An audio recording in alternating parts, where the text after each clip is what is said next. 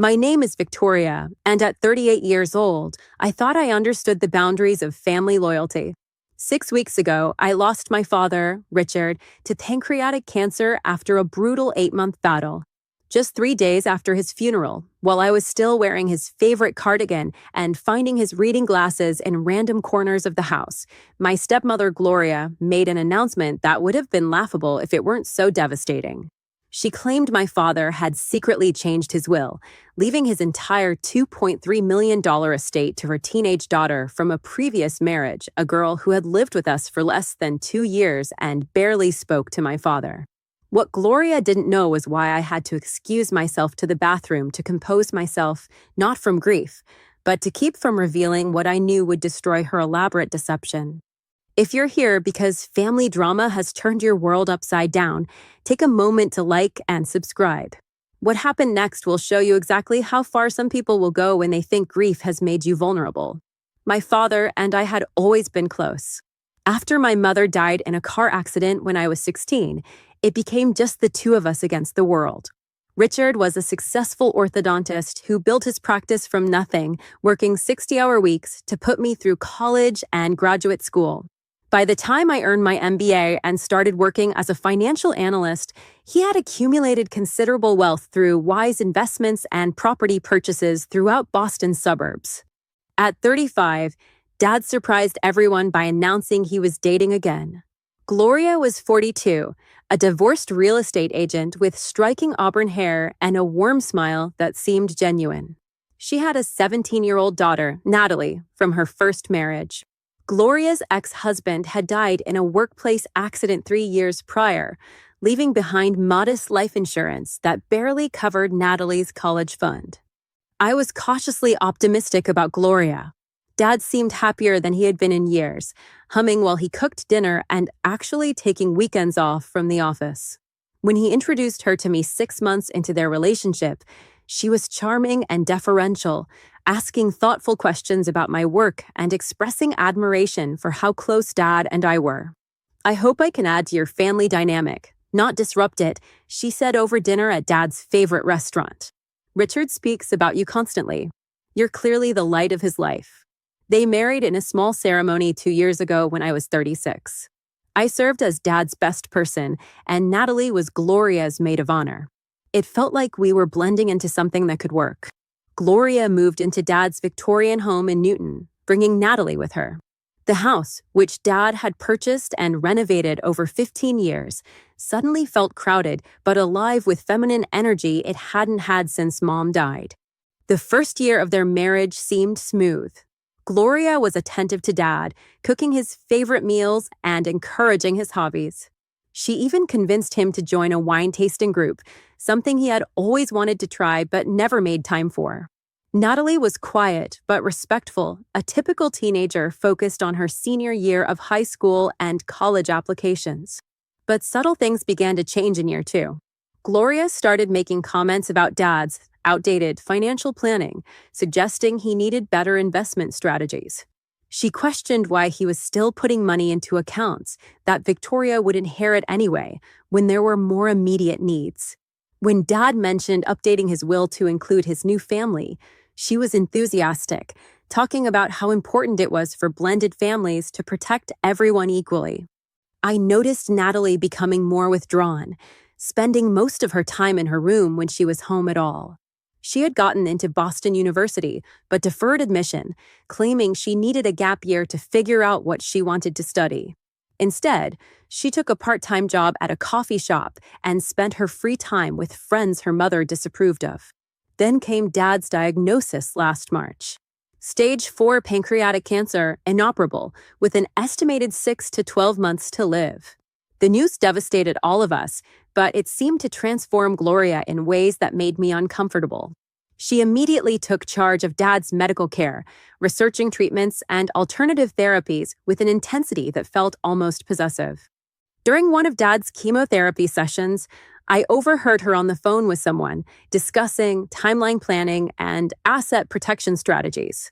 When I asked her about it later, she explained she was just trying to understand Dad's financial situation so she could help manage things if he became too ill. As Dad's condition deteriorated, I spent more time at the house, helping with medical appointments and simply being present. That's when I began noticing Gloria's increasingly strange behavior. She seemed to be documenting everything, taking photos of Dad's office, his safe combination written on a sticky note, even his signature on various documents. When I questioned her about it, she claimed she was organizing important papers for easier access. 3 months before Dad died, he asked me to meet him for lunch away from the house. We went to a quiet restaurant where we had often eaten when I was younger, and he looked more serious than I had seen him since the diagnosis. "Victoria," he said, stirring his soup absently, "I need you to know that I've been having some concerns about Gloria's motivations." My heart sank. I had been hoping I was imagining the red flags. "What kind of concerns?" I asked gently. He explained that he had caught Gloria going through his personal files multiple times, always with explanations that seemed reasonable on the surface, but felt invasive. She had also been asking detailed questions about his assets, insurance policies, and investment accounts under the guise of wanting to help manage things. "Last week," he continued, "I found her in my office at 2 a.m, photographing documents in my filing cabinet. When I asked what she was doing, she said she was organizing financial information for tax purposes." Dad had hired a private investigator to look into Gloria's background more thoroughly than he had before their marriage. What he discovered was troubling. Gloria had significant debt from failed real estate investments, including a foreclosure on a property she had tried to flip. Her previous husband's life insurance money had been completely depleted, and she owed substantial back taxes. The investigator also found something else, Dad said, his voice dropping. "Gloria has been married 3 times, not twice as she told me. Her second husband died in what was ruled an accidental fall downstairs, but there were enough suspicious circumstances that the insurance company delayed payment for 8 months. I felt cold despite the warm restaurant. "Dad, what are you saying?" "I'm not saying she hurt anyone," he clarified quickly. "But I am saying she has a pattern of targeting older men with assets, and her financial situation is much more desperate than she let me know." That afternoon, Dad and I drove to his attorney's office. Robert Chin had handled Dad's legal affairs for over a decade and knew our family well. Dad explained his concerns and his desire to protect his estate from potential manipulation. "I want to make sure Victoria gets what I intended her to have," Dad told Robert. "But I also want to be fair to Gloria. She is my wife, and I did make commitments to her." Robert recommended a thorough estate plan that would provide for Gloria while protecting the bulk of Dad's assets. We spent several hours going over details, creating multiple safeguards and documentation requirements. Dad also decided to create a detailed journal documenting his concerns about Gloria's behavior, including dates, times, and specific incidents. "I hope I'm wrong about all this," Dad said as we left Robert's office. "But if I'm not, I want you protected."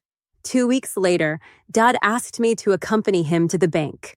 Together, we placed copies of all his important documents in a safety deposit box that only I would have access to.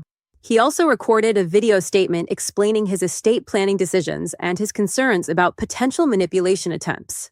"If something happens to me before I can address this situation directly with Gloria," he said into the camera, "I want there to be no question about my mental state or my intentions regarding my estate." Dad's condition declined rapidly in his final months. Gloria became his primary caregiver, which I appreciated, but she also became increasingly controlling about who could visit and when. She claimed Dad needed rest and that too many visitors were overwhelming him, but I noticed she was particularly restrictive about my time with him. During what turned out to be our last meaningful conversation, Dad squeezed my hand weakly and whispered, "Remember what we discussed about the documents. Don't let anyone take advantage of your grief." He died on a Tuesday morning in October, peacefully in his sleep with Gloria and me both present. Despite my suspicions about her motives, I couldn't deny that she had provided excellent care for him during his illness, and her grief seemed genuine. The funeral was beautiful, a celebration of Dad's life attended by colleagues, patients, and friends from throughout his 62 years.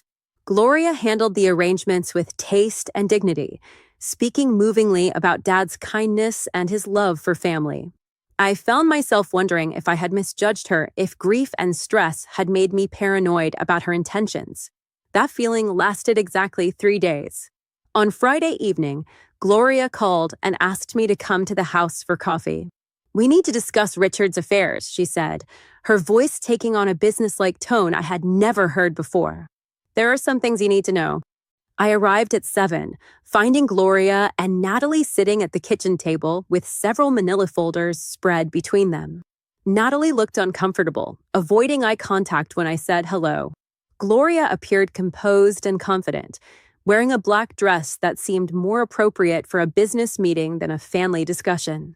"Please sit down," Gloria said, gesturing to the chair across from her. "What I'm about to share will be difficult for you to hear, but it's important that you understand your father's final wishes." She opened one of the folders and removed a document that looked like a will.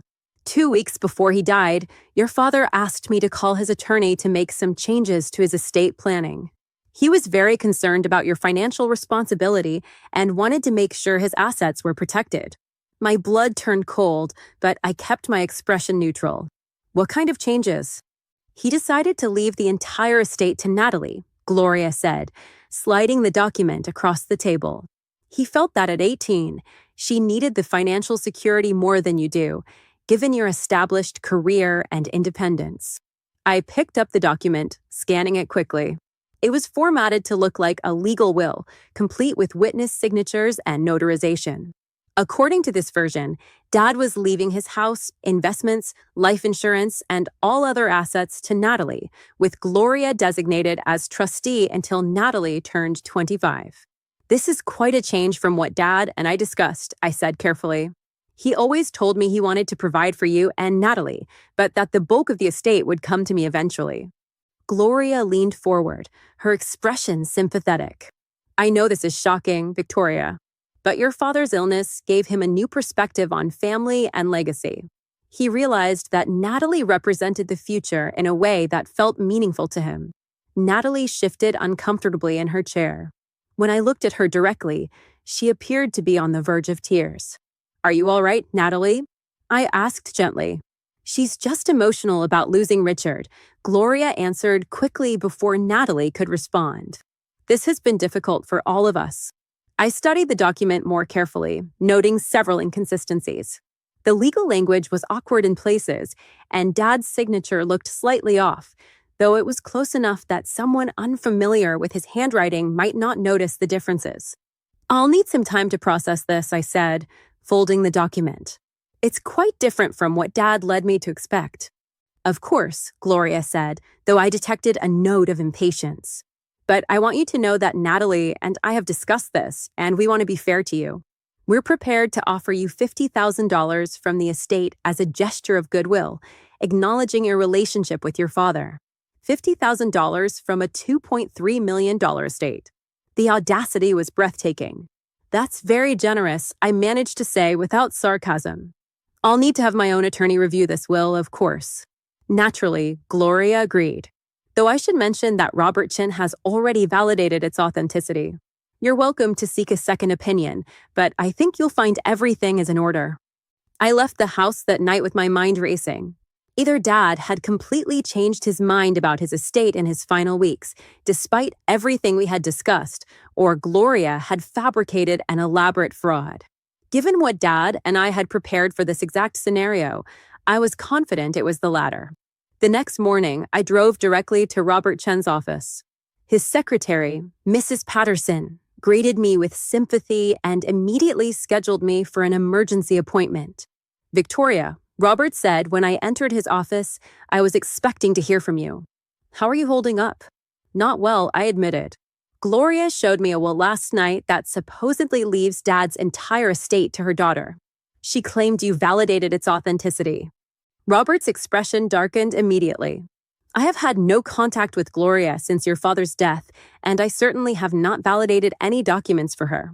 The will I prepared with your father 6 months ago is the only legitimate version in existence." Relief flooded through me, followed quickly by anger. Gloria had not only forged a will, but had lied about Robert's involvement to make her story more credible. I showed Robert the document Gloria had given me.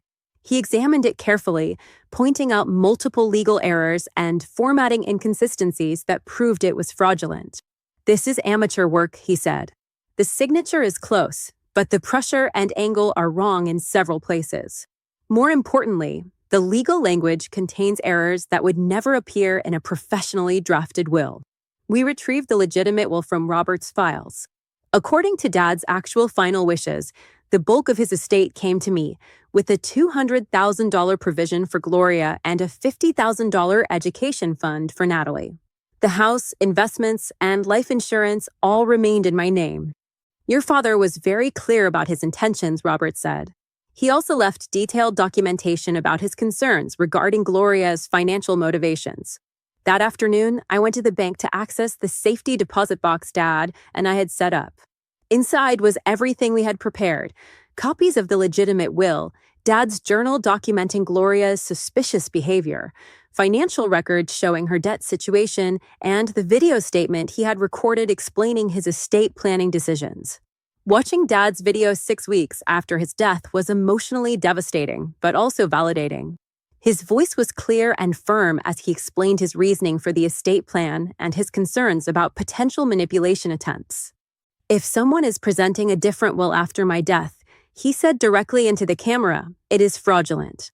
Victoria is my primary beneficiary because she is my daughter and because she has earned my trust through years of responsible behavior. Any claims to the contrary are false." Armed with this evidence, I called Robert to discuss my options. We could file criminal charges against Gloria for forgery and fraud, potentially resulting in significant jail time. Alternatively, we could handle the matter privately, confronting her with the evidence and demanding she withdraw her false claims. I chose to confront Gloria directly first, partly out of concern for Natalie, who seemed uncomfortable with her mother's scheme and might be an innocent victim in the situation. I called Gloria and asked her to meet me at Dad's house the following evening. "We need to discuss the will situation," I said. "I've had some time to review things, and I have questions." "Of course," she replied, sounding confident. "I understand this is an adjustment for you." When I arrived at the house, I found Gloria alone. Natalie was supposedly at work, though I suspected Gloria had sent her away deliberately. "Where would you like to start?" Gloria asked, settling into Dad's favorite armchair with a cup of tea. "I'd like to start with the truth," I said, placing a folder on the coffee table between us. "I know the will you showed me is fraudulent." Gloria's composure faltered for just a moment before she recovered. "That's a serious accusation, Victoria. What makes you think Richard's final wishes aren't legitimate?" "Several things," I replied, opening my folder. "First, Robert Chin never validated this will. In fact, he's never seen it before I showed it to him yesterday." I could see Gloria calculating her response. Perhaps I misspoke about that detail, but the will itself is genuine. "No, it isn't." I placed the legitimate will on the table. "This is the actual will Dad signed 6 months ago, properly notarized and filed with Robert's office. Your version contains multiple legal errors that prove it's a forgery." Gloria stared at the legitimate will, her face paling as she read the actual provisions. "There must be some mistake," she said weakly. "Richard told me he was changing everything." "Dad never intended to leave you nothing," I continued. "According to his actual will, you receive $200,000 and Natalie gets $50,000 for education. But you weren't satisfied with that, were you?" I produced copies of Dad's journal entries documenting her suspicious behavior, the financial investigation showing her debt problems, and finally, the video statement he had recorded. "Dad suspected you might try something like this," I said as Gloria sat in stunned silence. "He documented everything and made sure I would have proof of his real intentions." For a long moment, neither of us spoke. Then Gloria began to cry, not the theatrical tears I might have expected, but genuine sobs that seemed to come from deep desperation. "You don't understand," she said between gasps. "I'm drowning in debt. The house I tried to flip destroyed me financially. I owe taxes, credit cards, medical bills from when Natalie broke her arm. I thought if I could just get enough to start over." "So you decided to forge a will and steal my father's entire estate?" I asked, my voice harder than I intended. "I wasn't stealing," she protested. "I was Richard's wife. I took care of him, I earned something for that. You are getting $200,000, I pointed out. That's not nothing. It's not enough, she said desperately. Not to pay off everything I owe and still have something left for Natalie's future. I felt a mixture of anger and pity. Gloria's situation was genuinely desperate, but her solution was unconscionable. Where did you get Dad's signature for the forged will? I asked. She looked ashamed. I traced it from documents in his office. I practiced until I could copy it reasonably well. And Natalie? Does she know what you've done? Gloria shook her head. She thinks the will is real. I couldn't tell her I forged it. She already thinks I'm a failure. At least Natalie was innocent in this scheme, which made my next decision easier. Here's what's going to happen, I said firmly. You're going to destroy that forged will and never mention it again. You're going to accept the provisions Dad actually made for you and Natalie. And you're going to move out of this house within 60 days. And if I don't, she asked, though she seemed to already know the answer, then I'll file criminal charges for forgery, fraud, and attempted theft. Given the amount of money involved, you'd be looking at significant prison time. Gloria nodded miserably. What about my debt? The $200,000 Dad left you should help significantly. Beyond that, you'll need to find legal solutions to your financial problems. Can I ask you something? She said as I prepared to leave. Why aren't you pressing charges? After what I tried to do. I considered the question carefully. Because Dad loved you, despite his concerns about your motivations. And because Natalie doesn't deserve to see her mother go to prison for your mistakes. 3 weeks later, Gloria and Natalie moved out of Dad's house. Natalie came to see me before they left, tears in her eyes as she apologized for her mother's actions. I had no idea what she was planning, she said. I thought the will was real, but I never felt right about it. Your dad was always kind to me, but we weren't close enough for him to leave me everything. I hugged her tightly. None of this is your fault, Natalie. You're always welcome in my life, regardless of what your mother has done. Gloria left without saying goodbye, but she kept her word about destroying the forged will and never pursuing her false claims. 6 months later, I was going through Dad's papers when I found a letter he had written to me shortly before his death, but never had the chance to deliver. My dearest Victoria, it read, if you're reading this, then my concerns about Gloria may have proven justified. I hope I was wrong, but if I wasn't, I want you to know that every precaution we took was an act of love. I couldn't bear the thought of your grief being exploited by someone who saw my death as a financial opportunity. The letter went on to express his hopes that I would find happiness and build a family of my own someday, carrying forward the values he had tried to instill in me. Today, a year after Dad's death, I still live in the house we shared during my teenage years. I've kept the room Gloria and Natalie used as a guest space, hoping that Natalie will visit occasionally. She does every few months, updating me on her college plans and her part-time job. Gloria has been notably absent from our lives. I heard through mutual acquaintances that she moved to Florida and found work with a real estate firm there. Whether she learned from this experience or simply moved on to new targets, I don't know. The experience taught me valuable lessons about the vulnerability that comes with grief and the importance of protecting yourself even within family relationships. Dad's foresight in documenting everything saved me from a devastating fraud attempt, but more than that, it showed me the depth of his love and his determination to protect me even after death. If I could share one piece of advice with anyone facing similar family complications, it would be this. Trust your instincts when something feels wrong, even if the person involved is family. Document concerning behavior, seek legal advice when necessary, and remember that true family protects and supports each other rather than exploiting moments of vulnerability. The grief of losing my father will always be with me, but so will the knowledge that his love continues to guide and protect me. Sometimes the greatest gift a parent can give is the wisdom to recognize when someone is trying to take advantage of their child's broken heart. Have you ever experienced betrayal from someone you trusted during a vulnerable time? How did you navigate the balance between compassion and protecting yourself?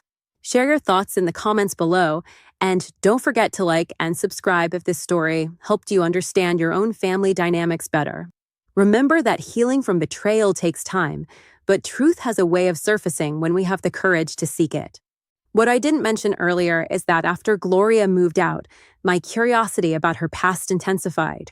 Dad's private investigator, Marcus Rodriguez, had provided basic information about her financial troubles and previous marriages, but something about her behavior during those final weeks nagged at me. The way she had manipulated documents, her detailed knowledge of Dad's assets, and her calculated approach to the forgery suggested this wasn't her first attempt at something like this. I contacted Marcus 3 months after Gloria left. I want to know more about Gloria's background, I told him during our meeting at a coffee shop near his office. Specifically, about her previous husbands and any patterns of behavior around their deaths. Marcus raised an eyebrow. That's a serious direction to take this investigation.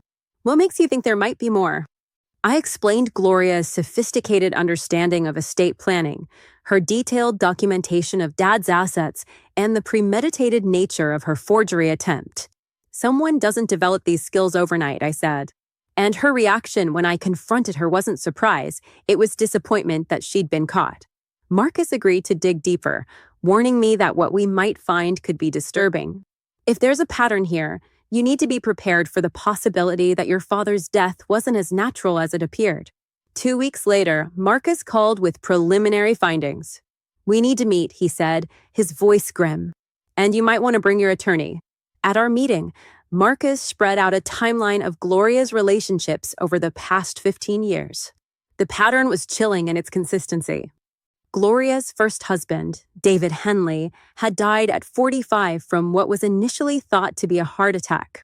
He had been in good health with no family history of cardiac problems. The life insurance payout was $400,000, which Gloria collected after a brief investigation concluded the death was natural. Her second husband, Thomas Morrison, died 18 months later in what was ruled an accidental fall down stairs at their home. He was 51, financially successful, and had recently updated his life insurance policy to $600,000. Gloria was the sole beneficiary. Neighbors had reported hearing an argument the night he died, but Gloria claimed they had been watching a movie with loud action sequences. Between Thomas's death and meeting my father, Gloria had attempted relationships with 3 other financially secure widowers. Each relationship ended abruptly after several months, usually around the time Gloria would have gained insight into their financial situations. Here's what's particularly interesting, Marcus continued, showing me medical records he had obtained through contacts at various hospitals. All 3 of her deceased husbands sought medical attention for unusual symptoms in the weeks before their deaths, symptoms consistent with certain types of poisoning. My blood ran cold. Are you saying she murdered them? I'm saying there's a pattern that warrants investigation, Marcus replied carefully. David complained of persistent nausea and fatigue. Thomas had been experiencing dizziness and confusion. And according to his medical records, your father had several episodes of severe stomach pain in his final month that weren't typical for pancreatic cancer patients. I remembered those episodes. Dad had been rushed to the emergency room twice with what doctors called complications from his treatment, but the symptoms had been puzzling even to his oncology team. What kind of poison are we talking about? I asked, though part of me didn't want to know. Marcus handed me a printout. Arsenic is the most likely candidate. It's difficult to detect unless you're specifically looking for it, especially in someone already dying from cancer. The symptoms mimic digestive issues that would be expected in a terminally ill patient. Robertson listened grimly as I shared Marcus's findings the next day. This moves beyond civil fraud into potential murder, he said. We need to involve law enforcement immediately. But when we contacted the Boston police, Detective Sarah Walsh explained the challenges we faced. Your father was cremated, so we can't perform toxicology tests now. The evidence is largely circumstantial, and proving intent would be extremely difficult, especially given his terminal cancer diagnosis. However, Detective Walsh agreed that the pattern of behavior around Gloria's previous husbands was suspicious enough to warrant investigation. She coordinated with law enforcement in the jurisdictions where David and Thomas had died, sharing Marcus's research. The investigation took months, during which I struggled with the possibility that Dad's death hadn't been natural.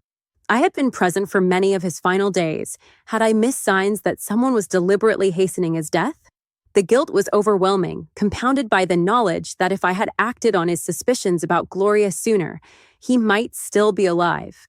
Dr. Elizabeth Harper, the grief counselor I had started seeing, helped me work through these feelings. Even if your worst fears are true, she said during one of our sessions, your father was terminally ill. You couldn't have prevented his death, only possibly extended his life by a few weeks or months. But those weeks or months felt precious beyond measure when I considered that they had been stolen from us. Hashtag the wider web of deception. As the investigation expanded, more troubling details emerged about Gloria's methods. Marcus discovered that she had a network of contacts who helped with her schemes, a document forger named Dave Sullivan, who had created the fake will, a private investigator who helped her research potential targets, and even a pharmacist who provided information about drug interactions. Most disturbing was the discovery that Gloria had been corresponding with other women engaged in similar activities. Through recovered emails from her computer, investigators found messages discussing strategies for targeting wealthy widowers and methods for accelerating natural deaths without detection. One email exchange from 6 months before Dad's death was particularly chilling.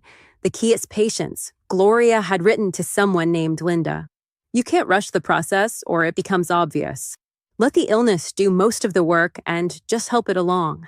Richard's cancer gives me perfect cover. Everyone expects him to decline rapidly anyway. Linda's response showed this was an ongoing conversation. I wish I'd known that with Harold. I got impatient and had to move faster than I should have. The insurance company asked too many questions. Detective Walsh informed me that Linda had been identified as Linda Crawford, a woman in Phoenix whose husband Harold had died under suspicious circumstances 2 years earlier. The FBI was now coordinating a multi-state investigation into what appeared to be a network of women systematically targeting and murdering wealthy older men. Your father's case has opened up something much larger, Detective Walsh told me during one of our meetings. We've identified at least 12 suspicious deaths across 6 states, all involving women who were in contact with Gloria. Rough out all of this, I had maintained contact with Natalie, who was now attending community college in Florida near where she and Gloria had relocated. During one of our phone calls, she mentioned something that made my blood freeze. I found some weird stuff when we were packing Mom's room, she said casually, like medical books about poisons and stuff. And this journal where she wrote about her relationships with men, including your dad. Some of the things she wrote were really creepy. What kind of things? I asked, trying to keep my voice steady. She wrote about how your dad trusted her with his medications and how easy it was to add things to his food when he wasn't feeling well. I thought it was just her being dramatic about being a caregiver, but now I'm wondering. Natalie agreed to cooperate with the investigation, providing the journal and other materials she had found. Her testimony revealed that Gloria had been administering additional supplements to Dad during his final weeks, claiming they were alternative treatments she had researched online. I asked her where she got them, and she said from a health food store, Natalie told Detective Walsh. But I never saw any bottles or packaging. She always had them in unmarked capsules.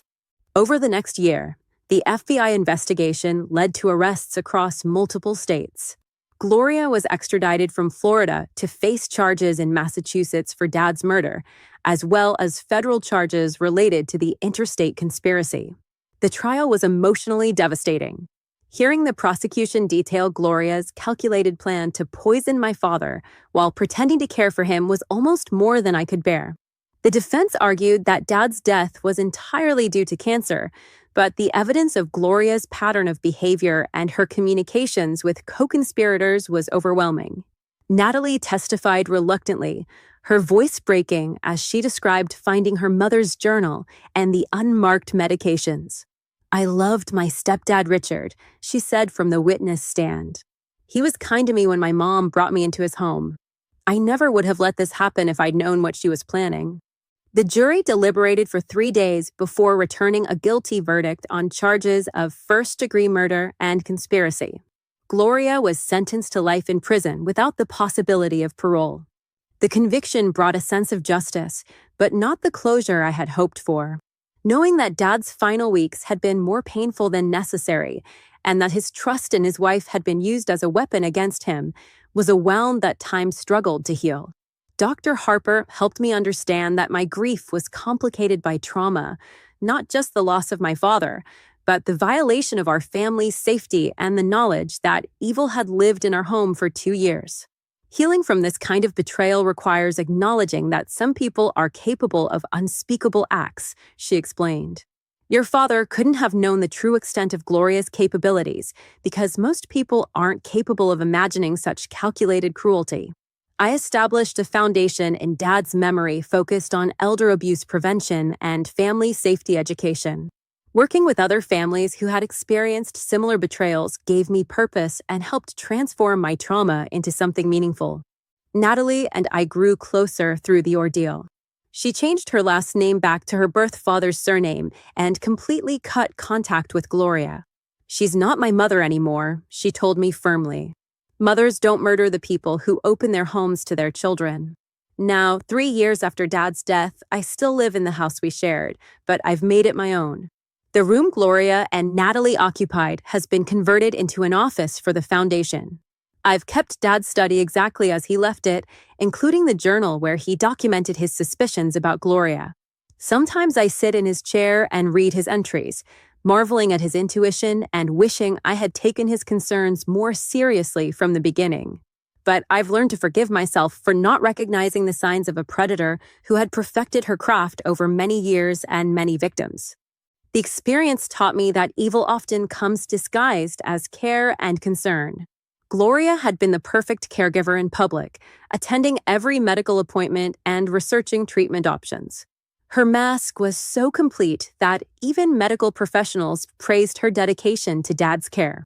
But Dad had seen through that mask, and his preparation, his documentation, his video statement, his insistence on protecting our assets had saved me from financial ruin and ultimately helped bring a murderer to justice. If someone you love expresses concerns about a family member or partner, even if those concerns seem paranoid or unfounded, take them seriously. Document everything. Seek professional advice. Trust your instincts when something feels wrong, regardless of how perfect someone appears on the surface. Most importantly, remember that protecting yourself and your loved ones isn't paranoia, it's wisdom. Dad's legacy isn't just the assets he left me, but the example he set of loving someone enough to prepare for the possibility that they might need protection from the people who claim to care about them most. The truth may be painful, but it's always better than living a lie that could cost you everything, including your life. What I hadn't anticipated was how Gloria's arrest would impact the other families affected by the network she had been part of. Detective Walsh contacted me 6 months after the trial to inform me that our case had become the keystone in prosecuting what the media dubbed the Black Widow Network. Your father's documentation and your willingness to pursue the truth opened up cases we never would have connected otherwise. She told me during a meeting at the police station. We've now identified 17 confirmed victims and potentially dozens more. The FBI had established a task force dedicated to investigating similar cases dating back over a decade. They asked if I would be willing to speak with other family members who were grappling with the revelation that their loved ones had been murdered. My first conversation was with Margaret Steinberg, whose husband Harold had been killed by Linda Crawford, one of Gloria's correspondents. Margaret was 72, and learning that Harold's heart attack had actually been arsenic poisoning had shattered her understanding of their final months together. I keep replaying everything, she told me over the phone, her voice trembling. Linda was so caring, so attentive. She made Harold's favorite soup every day during his recovery from hip surgery. Now I know she was poisoning him with every bowl. These conversations were emotionally devastating, but they also gave me perspective on my own healing journey. Each family had a similar story. A woman who had insinuated herself into their lives during a vulnerable period, gained their trust, and then systematically destroyed it for financial gain. While the criminal case was proceeding, Robertson advised me to pursue civil action against Gloria's assets. She may be in prison, but she accumulated substantial wealth from her previous victims, he explained. Those assets should be used to compensate the families she harmed. The civil litigation revealed the true scope of Gloria's financial crimes. Over 15 years, she had accumulated nearly $4.2 million from insurance payouts and inherited assets from her victims. She had hidden this money in offshore accounts and dummy corporations, living modestly to avoid suspicion while building a substantial nest egg. She was planning for retirement, the forensic accountant testified during depositions.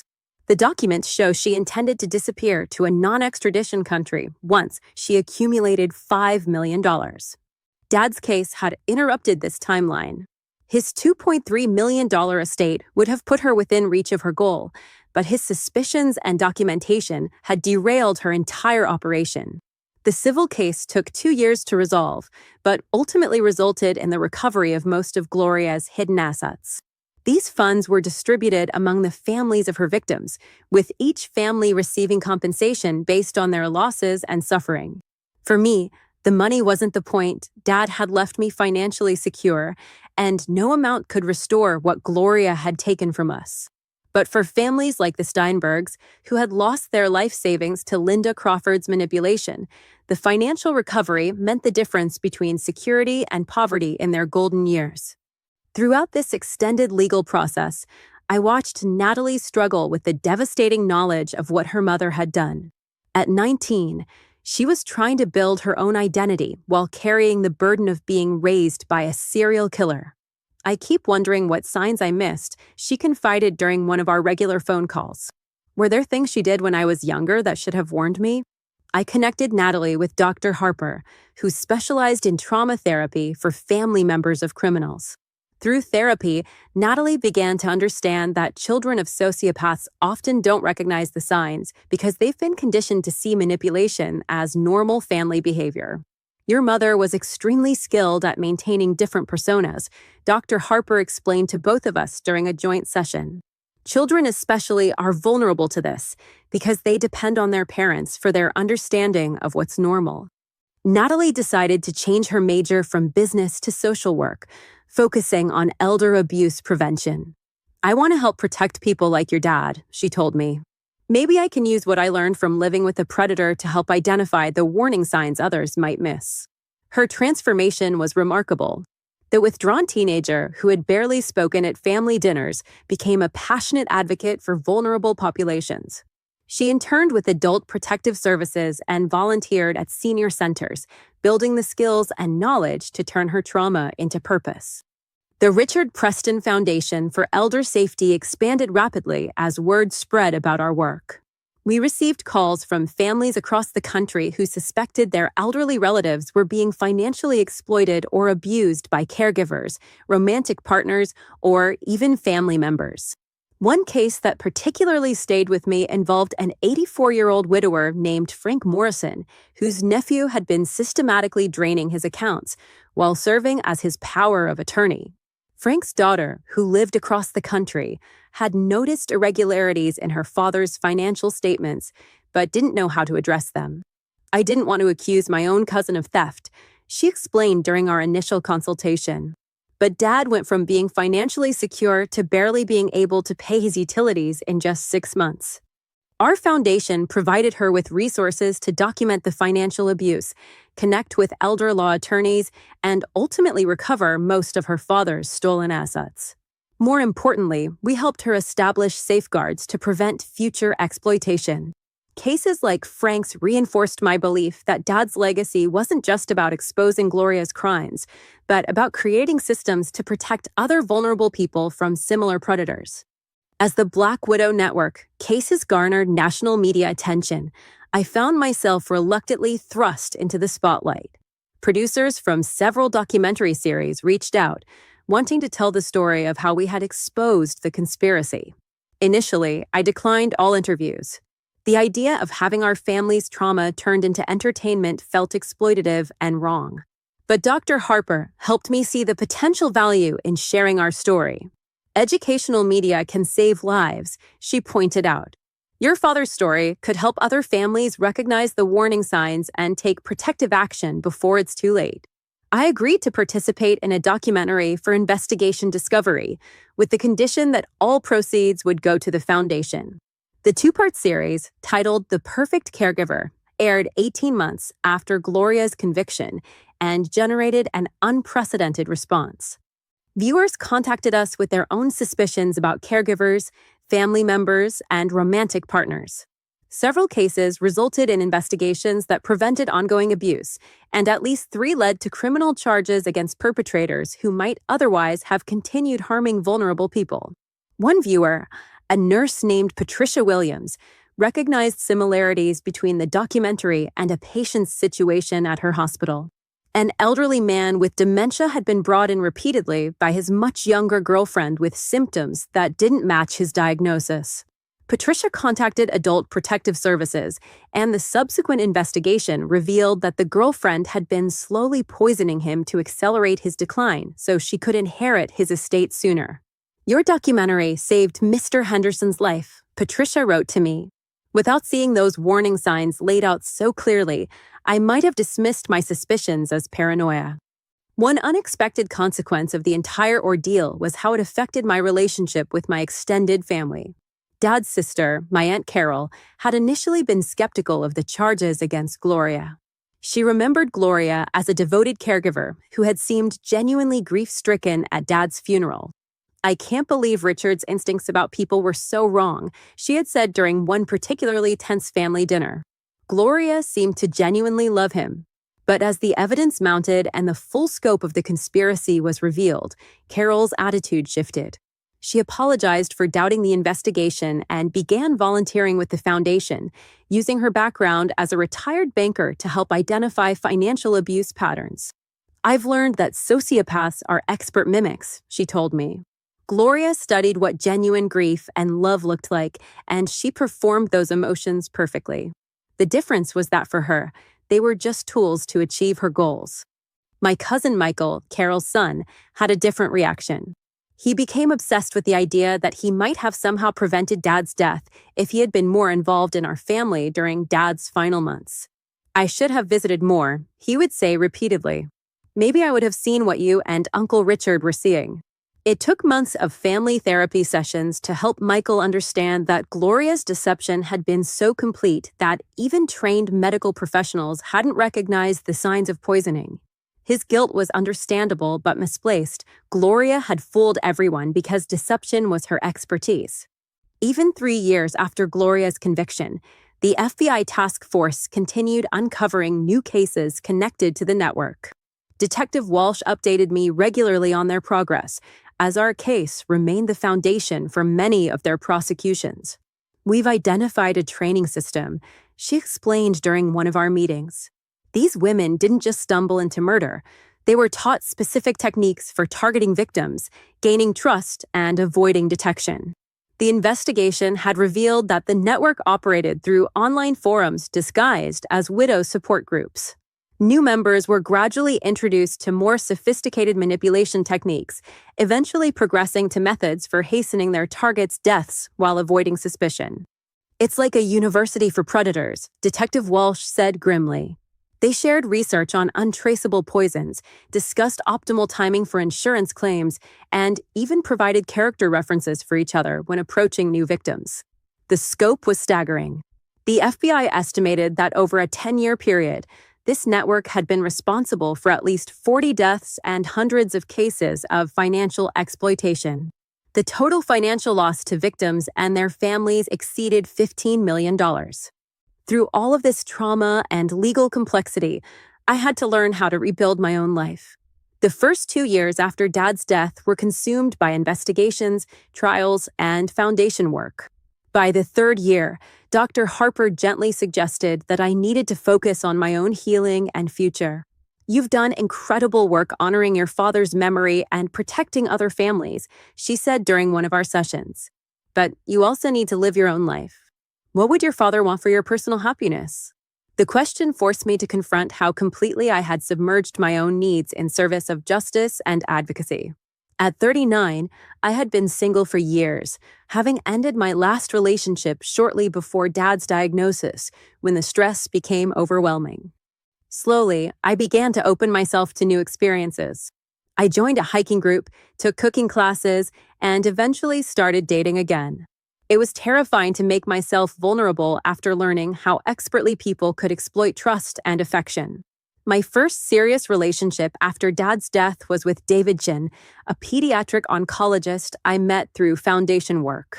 David understood grief and trauma in ways that most people couldn't, and he was patient with my hypervigilance about red flags and warning signs. "I know you've been through hell," he told me early in our relationship. "Take all the time you need to trust me. I'm not going anywhere." David's consistency and transparency slowly helped me rebuild my faith in human connection. He encouraged my foundation work while also helping me maintain boundaries that preserved my own well-being. This year marked the 5th anniversary of Dad's death, and I decided to host a memorial event that celebrated both his life and the work the foundation had accomplished in his name. The event was held at the Boston Public Library, in the same room where Dad had often attended lectures and community meetings. Over 200 people attended, including families we had helped, law enforcement officials who had worked on the case, and healthcare professionals who had implemented new protocols for identifying elder abuse based on our advocacy work.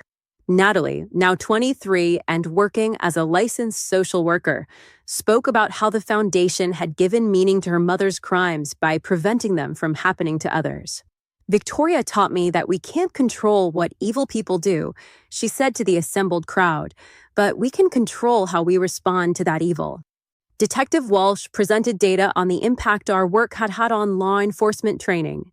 Since the Black Widow Network investigation, police departments in 12 states had implemented new protocols for investigating suspicious deaths among elderly victims with younger caregivers or partners. The evening's highlight was the announcement of a new partnership with major medical schools to include elder abuse recognition in their curricula. Future doctors would be trained to identify signs of poisoning and financial exploitation, potentially saving countless lives. As I looked around the room that night, seeing the faces of people whose lives had been touched by our work, I felt something I hadn't experienced since before Dad's illness: genuine hope for the future. Now, as I write this 5 years after Dad's death, I can honestly say that while the grief never completely goes away, it has transformed into something that enriches rather than diminishes my life. Dad's love continues to guide me, not just through the documents and videos he left behind, but through the values he instilled in me and the example he set of preparing for the worst while hoping for the best. Gloria remains in prison, where she will spend the rest of her life. Occasionally, I receive updates about her appeals or attempts to gain sympathy from other inmates, but she has become largely irrelevant to my daily existence. The power she once held over our family's story has been completely neutralized by truth and justice. Natalie and I have grown closer than I ever imagined possible. She calls me Aunt Vic and has become the daughter I never had, carrying forward both Dad's memory and his values in her work protecting vulnerable populations. The foundation continues to grow, now operating in 15 states with plans for national expansion. We've helped over 1,000 families identify and address elder abuse, recovered millions of dollars in stolen assets, and trained thousands of professionals in recognition and prevention techniques. But perhaps most importantly, we've created a community of survivors and advocates who understand that healing from betrayal requires both justice and purpose. Every family we help, every predator we expose, every life we save is a testament to the power of turning trauma into transformation. If you've stayed with this story to the end, you understand that family betrayal isn't just about money or inheritance. It's about the violation of our most basic assumptions about safety and love. But you also understand that survival is possible, justice is achievable, and meaning can emerge from even the most devastating circumstances. The question isn't whether you'll face betrayal or loss in your life. It's whether you'll allow those experiences to defeat you or transform you into someone who can protect and help others facing similar challenges. Dad's final gift to me wasn't his estate or his documented warnings about Gloria. It was the example of how to love someone enough to prepare them for a dangerous world while still believing in the possibility of goodness and connection. That's the legacy I'm trying to build on, one saved life at a time. 7 years after Dad's death, I thought the chapter on Gloria and her crimes had finally closed. The foundation was thriving. Natalie had graduated with her master's degree in social work, and David and I had married in a small ceremony at the house Dad and I had shared. Life had found a rhythm that felt both meaningful and peaceful. Then Detective Walsh called on a Tuesday morning in October, exactly 7 years to the day after Dad had died. "Victoria, we need to meet," she said without preamble. "Gloria's parole attorney has filed an appeal based on new evidence. They're claiming she was coerced into her confession and that the FBI investigation was flawed." My coffee mug slipped from my hands, shattering on the kitchen floor. David looked up from his medical journals, immediately sensing something was wrong. "That's impossible," I said, my voice barely above a whisper. The evidence was overwhelming. She confessed on tape. The jury deliberated for 3 days. "I know," Detective Walsh replied. "But her new legal team has uncovered some irregularities in how evidence was collected from her Florida apartment. They're arguing that key documents were obtained without proper warrants." The possibility that Gloria might be released from prison sent me into a panic unlike anything I had experienced since the original investigation. David held me as I sobbed, both of us knowing that this news would unravel the carefully constructed piece we had built. Gloria's new representation came from Morrison and Associates, a high-profile firm that specialized in overturning wrongful convictions. The lead attorney, Sandra Morrison, was a former prosecutor known for her aggressive tactics and media savvy. Within days of filing the appeal, Morrison had launched a public relations campaign portraying Gloria as a victim of overzealous law enforcement. She appeared on talk shows and podcasts, describing Gloria as a grief-stricken widow who had been railroaded by investigators desperate to solve a high-profile case. Gloria Henley was a devoted caregiver who watched the man she loved die from cancer, Morrison told a reporter from the Boston Globe. In their rush to judgment, law enforcement ignored exculpatory evidence and coerced a confession from a traumatized woman who was struggling with the loss of her husband. The article included quotes from character witnesses who described Gloria as compassionate and selfless, including a nurse from Dad's oncology unit who remembered her as attentive and caring. There was no mention of the forged will, the financial investigation that revealed Gloria's debt problems, or the network of other murders she had been connected to. Reading the article felt like being transported back to the worst moments of the original investigation. The reporter had clearly been fed a carefully crafted narrative that painted Gloria as the victim and our family as vindictive opportunists seeking to blame someone for a natural death.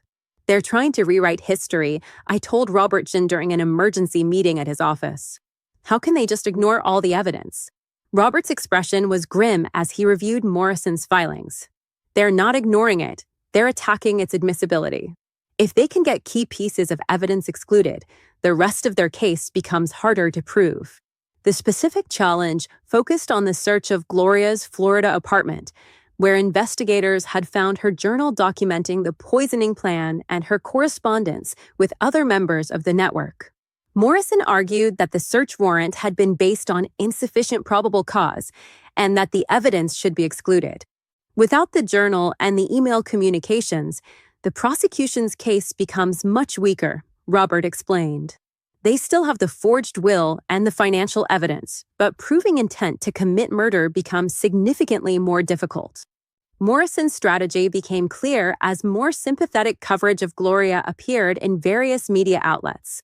She had retained a public relations firm that specialized in criminal defense cases, and they were systematically working to rehabilitate Gloria's image. A month after the initial article, a documentary film crew began interviewing Gloria's supporters and revisiting the case from her perspective. They reached out to me multiple times, but I declined to participate after Robert advised that anything I said could potentially be used to support their narrative. The foundation received its first negative coverage during this period, with one blogger suggesting that we were profiting from a witch hunt against innocent caregivers. The post questioned whether our advocacy work was really about elder protection or about maintaining the fiction that Gloria was guilty. It's character assassination, Natalie said angrily during one of our weekly phone calls. She had been following the coverage obsessively, becoming increasingly agitated by the attempts to portray her mother as innocent. They're making it seem like the whole investigation was made up. I tried to reassure her that the evidence would speak for itself, but privately I was terrified that Morrison's strategy might work.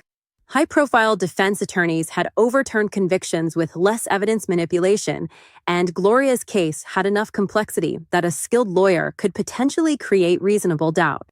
The stress of the appeal began affecting everyone in our extended family. Aunt Carol, who had become one of the foundation's most dedicated volunteers, started questioning whether we should have pursued criminal charges in the first place. Maybe we should have just handled it civilly, she said during a particularly tense family dinner. Look what this is putting everyone through. Your father is still dead, and nothing we do is going to bring him back. Her words stung because part of me wondered if she was right. If we had simply exposed Gloria's fraud and recovered Dad's assets without involving law enforcement, would we have been able to avoid this nightmare? But then I remembered all the families who had been helped by the investigation into the network, all the future victims who had been protected by putting these predators in prison. Michael's reaction was different but equally troubling. He became obsessed with the case details, spending hours online researching Morrison's other cases and looking for weaknesses in her arguments. His wife, Jennifer, confided that he wasn't sleeping, staying up until 3 a.m. reading legal briefs and news coverage. He's making himself sick over this, she told me during a private conversation. He keeps saying he should have done more to protect Uncle Richard, and now he's treating this appeal like it's his personal responsibility to fix. The fractures in our family support system were exactly what Morrison was hoping to create. By forcing us to relive the trauma and doubt our decisions, she was weakening our resolve and potentially creating witnesses who might support Gloria's claims of being wrongly convicted. Detective Walsh and the FBI task force responded to Morrison's challenge by conducting a thorough review of their investigation procedures.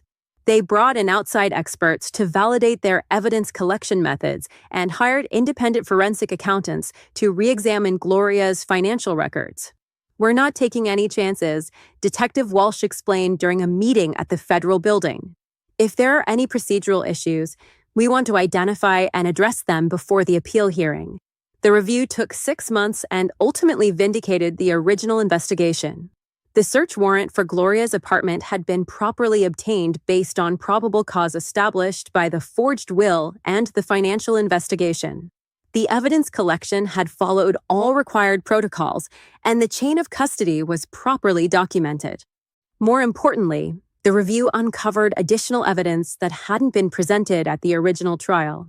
Text messages between Gloria and her accomplices had been recovered from a backup server, providing even more detailed documentation of their plans and methods.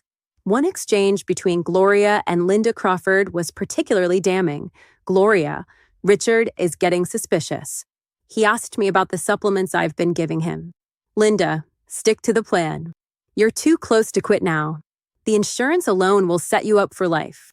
Gloria, I know, but what if he tells Victoria about his suspicions? Linda, then you need to move faster. We discussed this. Natural progression can be accelerated if necessary.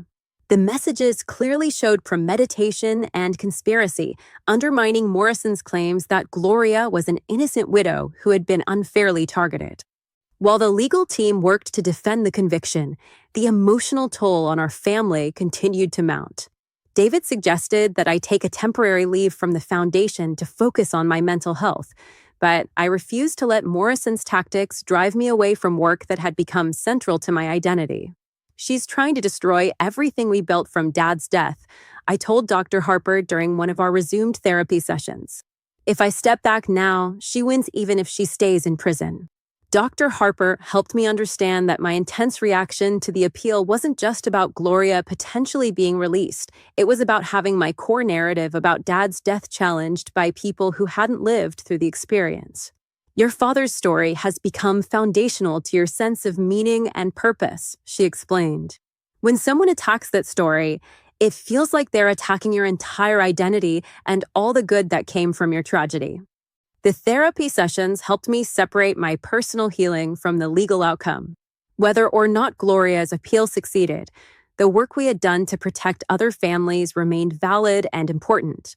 Dad's love and wisdom hadn't depended on Gloria being in prison. They were constants that existed independent of any legal proceedings.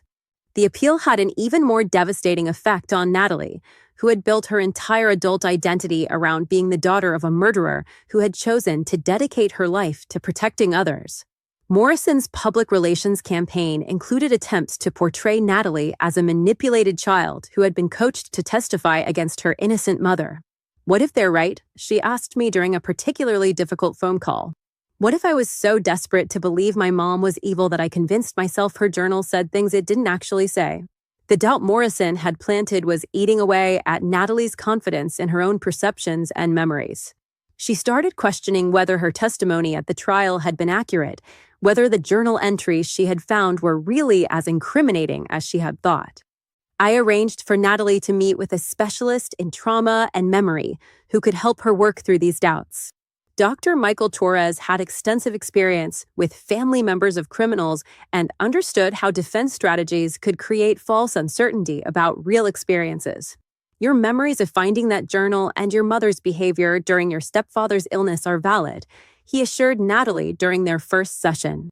The defense team is using sophisticated psychological manipulation to make you doubt your own experiences, but that doesn't mean those experiences weren't real. Dr. Torres also connected Natalie with other adult children of convicted criminals who had faced similar challenges to their sense of reality. The support group helped her understand that questioning everything was a normal response to having your family story attacked in the media. As Morrison's media campaign continued, members of our community began taking sides. The foundation received both supportive donations and angry emails from people who had been convinced that Gloria was innocent. Some of our volunteers quit, saying they couldn't continue working for an organization that might be based on a false premise. But we also received unexpected support from families who had been helped by our work and professionals who understood the complexity of elder abuse cases. Dr. Elizabeth Patel, the geriatrician who had treated Dad during his final months, wrote a letter to the Boston Globe defending the investigation. I treated Richard Preston during his final battle with pancreatic cancer, she wrote.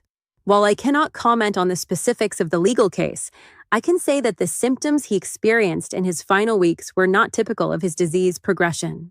The medical team was puzzled by several episodes that seemed inconsistent with his diagnosis. Her letter was joined by others from law enforcement officials, social workers, and attorneys who had worked on similar cases.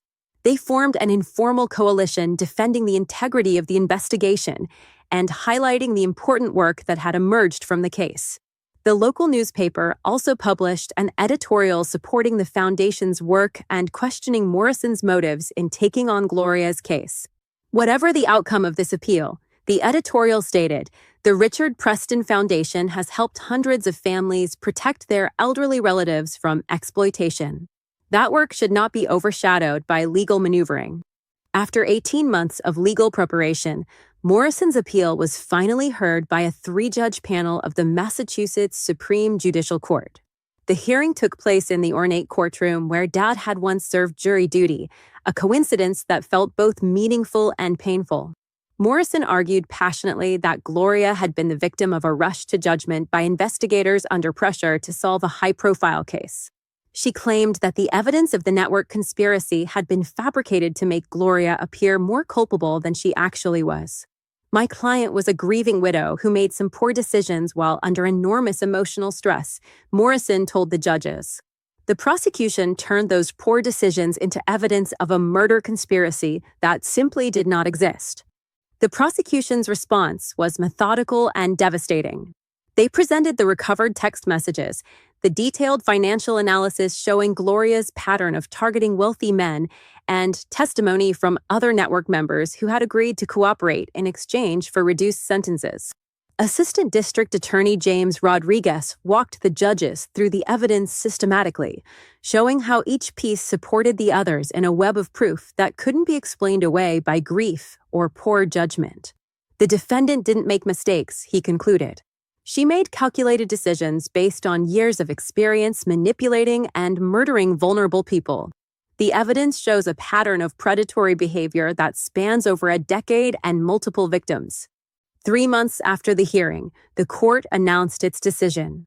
By a vote of 2-1, they upheld Gloria's conviction, finding that the evidence had been properly collected and that her confession was voluntary and valid.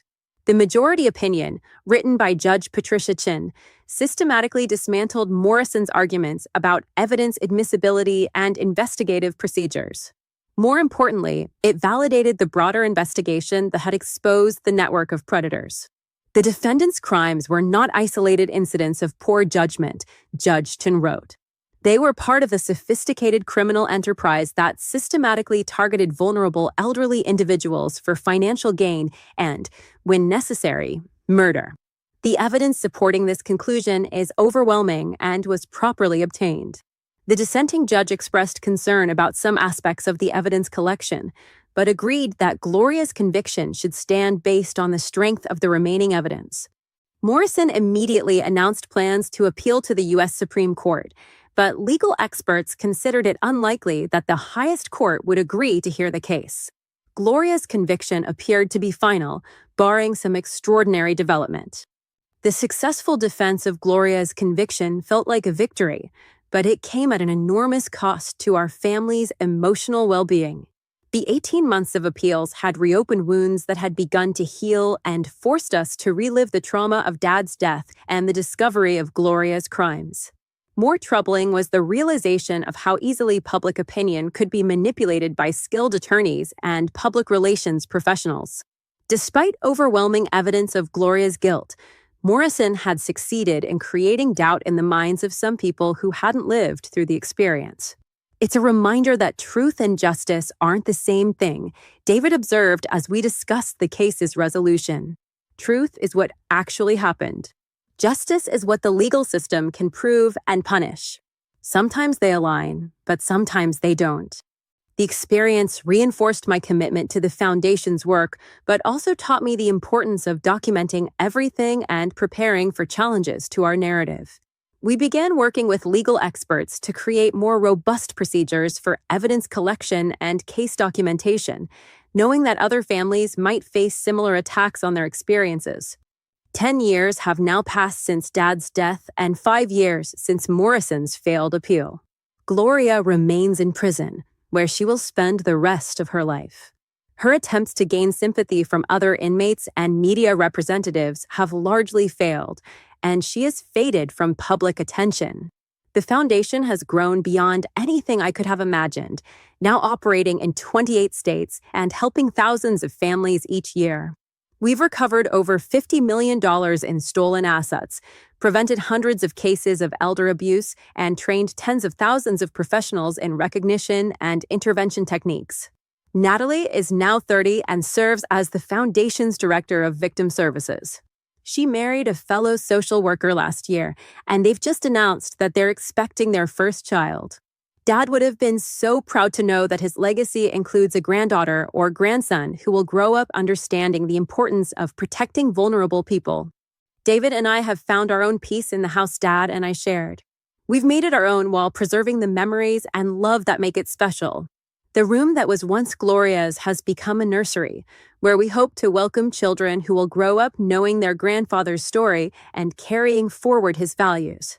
The experience of fighting Morrison's appeal taught me that the work of protecting truth and justice is never finished.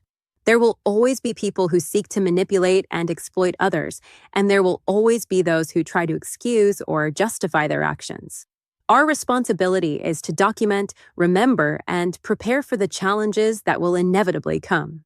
Dad's final gift to me wasn't just the estate he left or the warnings he provided about Gloria. It was the example of how to love someone enough to prepare them for a dangerous world while still believing in the possibility of goodness, justice, and meaningful connection. That legacy lives on in every family we help, every predator we expose, and every life we save.